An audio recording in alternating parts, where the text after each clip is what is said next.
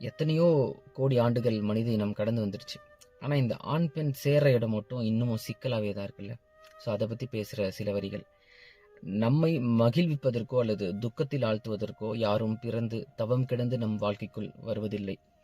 இன்ப துன்பங்களோடு இணைந்ததுதான் ஆண் பெண் உறவே. பிறரால் இன்பம் வேண்டின் துன்பமும் உண்டு. நல்லது கெட்டது இரண்டிலும் நமது பங்கு நிச்சயமானவை. அவ்வளோதான். பொதுவாக இந்த ஆண் பெண் இருக்கிற அந்த உறவு அது எதுவாக வேணா இருக்கட்டும், அங்கே நடக்கிற சிக்கல்களுக்கு மட்டும் நம்ம அடுத்தவங்களை கை காட்டிட்டு நம்ம நகர்ந்துடுறோம். அது அவங்க தான் காரணமாக இருப்பாங்க நம்ம ரொம்ப ஆழமாக நம்ம நம்புகிறோம் இல்லையா. ஆனால் உண்மை வேற ஒன்று சொல்லுது. நம்ம வாழ்க்கையில் நடக்கிற அந்த பிரச்சனையில் நாம அப்படிங்கிறது கட்டாயமாக உள்ள இருக்கிறோம்.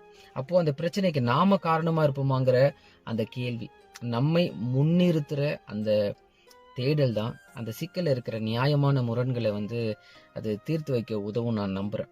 ஆனால் நாம் என்ன பண்ணுறோம் அப்படின்னா, எந்த பிரச்சனையாக இருந்தாலும் மற்றவங்க தான் காரணம்னு நம்ம சுலபமாக நம்ம கை காட்டிடுறோம். எந்த பிரச்சனையுமே நம்முடைய தவறுகள் தேடப்படாமல் அங்கே நியாயமான தீர்ப்பு நமக்கு கொடுக்கவே முடியாது.